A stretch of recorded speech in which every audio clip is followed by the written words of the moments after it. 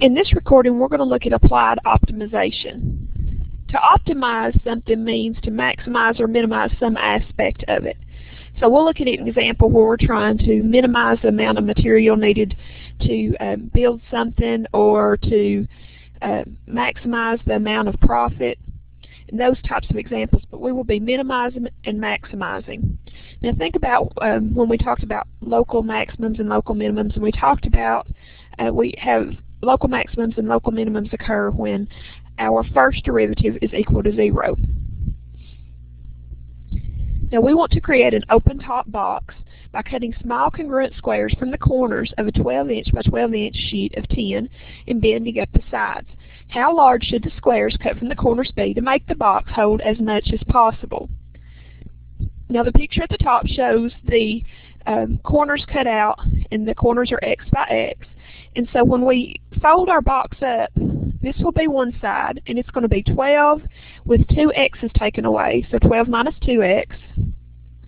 And this side will also be 12 minus 2x. And when we fold the box up, it will be 12 minus 2x by 12 minus 2x by x. Now we want to know how large we should make the squares in order for the box to hold as much as possible. If we're talking about how much the box holds, then we're talking about the volume of this box. Now remember, when we deal with volume, volume is length times width times height. So here when we make the volume, our length is 12 minus 2x, our width is 12 minus 2x, and our height is x. Now I'm going to put the x first. I'm sorry, that should be 12 minus 2x right there. And this is 12 minus 2x. So x times 12 minus 2x times 12 minus 2x. Now, I'm going to have to find a derivative of this in order to be able to maximize. We want to maximize the volume. And if I have to use, or if I find the derivative in this form, then that would be a product rule. It'll be much simpler if we go ahead and find the product. So I'm going to distribute the x through. X times 12 is 12x, and x times negative 2x is negative 2x squared. And then I'm going to FOIL. So that's 12x times 12 is 144x, minus 12x times negative 2x is negative 24x squared. Negative 2x squared times 12 is negative 24x squared. And negative 2x squared times negative 2 is positive 4x cubed. Now, I'm going to collect my like terms, and I'll have 144x minus 48x squared plus 4x cubed. So this will give us a version of the volume where all we have to do is go through and apply the power rule to each one of these terms. So this is the volume of our box. If we want to maximize the volume, we will find its derivative. So again, the volume was 144x minus 48x squared plus 4x cubed. Okay, so we're going to find the first derivative of that. Well, the derivative of 144x is 144 minus the derivative of 48x squared is 2 times 48, which is 96x, and then the derivative of 4x cubed is 3 times 4 is 12x squared. Okay. Now we're looking for where this first derivative is equal to 0. So I'm going to write it in descending order, 12x squared minus 96x plus 144. And we're looking for where that is equal to 0. Well, we're going to factor. First thing I'll do is factor out of 12, since they all have a common factor of 12. 12 times x squared, 12 times negative 8x, and 12 times 12.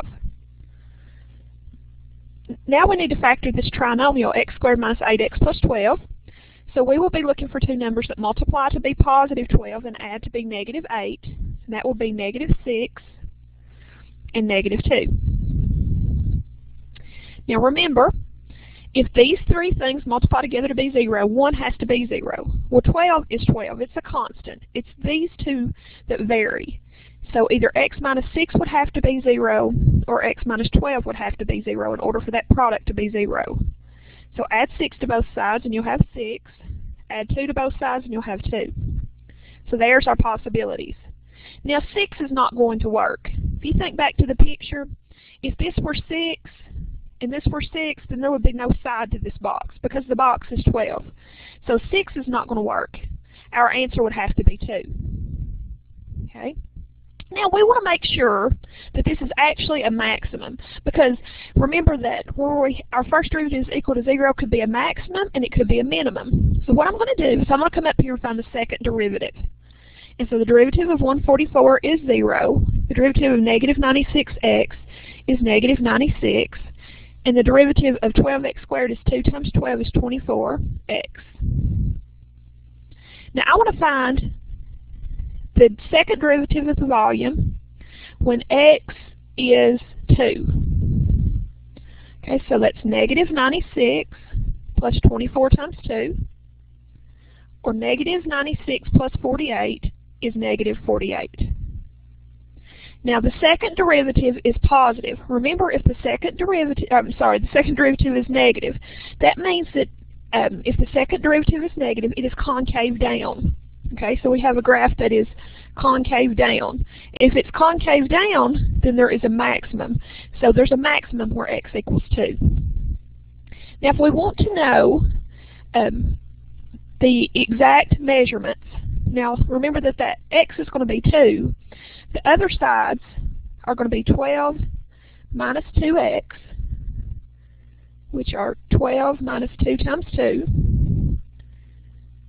12 minus 4 is 8. So the height of the box is going to be 2, and the length and the width of the box will each be 8. If we want to know what the actual volume is, the volume, when x is equal to 2, would be length times width times height, which would be 128. Okay. Now remember, with this, we are looking at inches, 12-inch by 12-inch sheet, so that would be 128 cubic inches. And that would be the maximum possible volume of the box. Now here is the graph of y equals x times 12 minus 2x times 12 minus 2x, and you'll see the graph is concave down. There is a maximum point, and that maximum point occurs when x is 2. Now let's look at one more example in this recording. It says you've been asked to design a 1-liter can shaped like a right circular cylinder. What dimensions will use the least material? Okay. Now the first thing you want to think about is that they gave us this in liters, and you want to remember that 1 liter is equal to 1,000 cubic centimeters.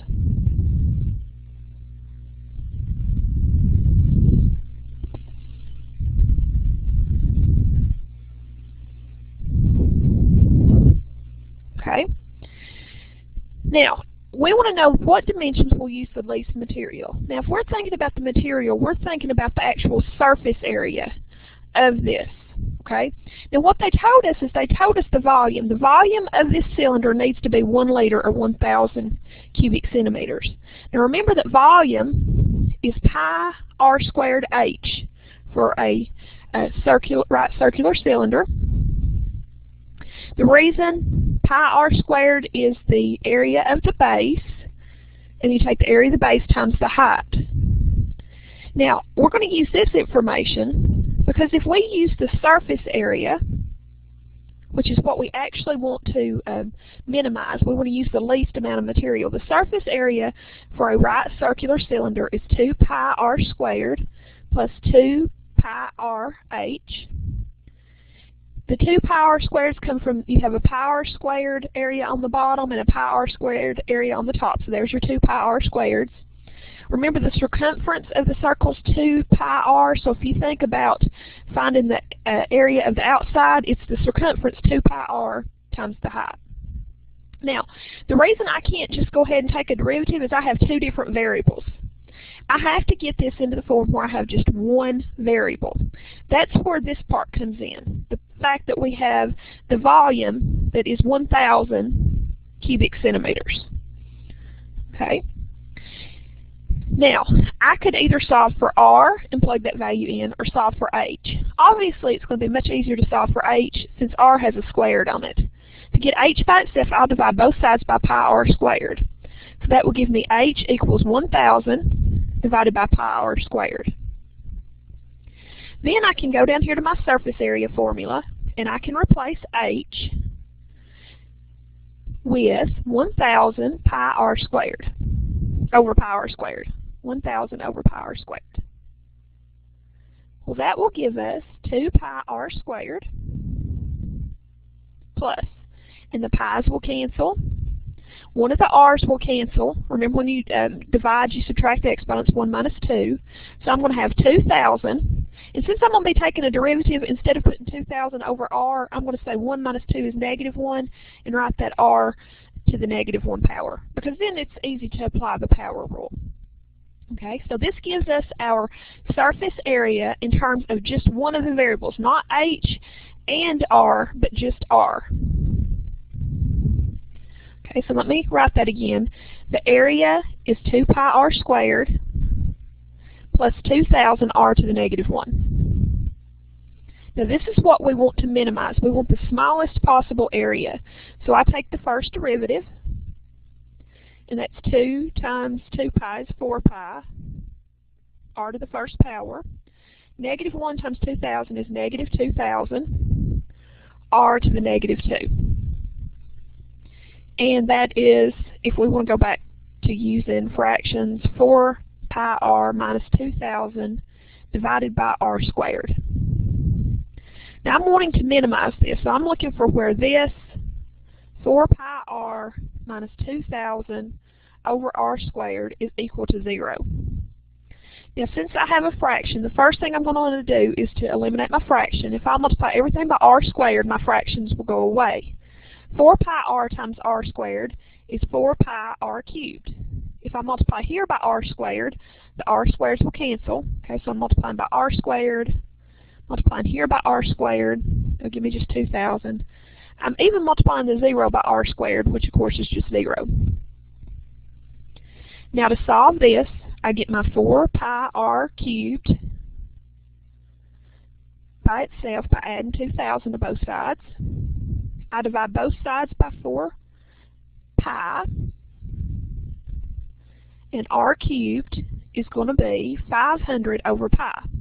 Now I don't want r cubed, I want r. Remember, to get rid of cubed, we take the cube root. And so the cube root of r cubed is r, and we take the cube root of 500 over pi. Okay, now that is the radius that is going to give us the optimal surface area, the least surface area, okay? And that will be the radius. Now, if I want to know what the height is, okay, let's go back over and remember that the height was 1,000 divided by pi r squared. Okay, so that's 1,000 divided by pi, and I'm going to take the cube root of 500 over pi and square it. Okay, so I'll just plug back into the formula. Now this is a little complicated to get into an easy form, but if I want to rationalize the denominator so that I do not have a square root, I have the cube root of 500 over pi squared. If I had the cube root of 500 over pi cubed, then I would have what I need. So I'm going to multiply the top and bottom by 500 over pi, cube root of 500 over pi. And that will give me 1,000 times the cube root of 500 over pi on top. On bottom, that's pi times. Well, when I multiply these, this will be the cube root of 500 over pi cubed, which is just 500 over pi.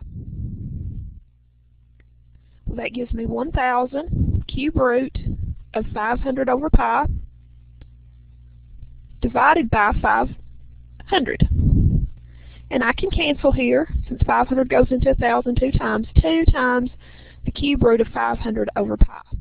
Notice that the minimum surface area occurs when the height is twice the radius.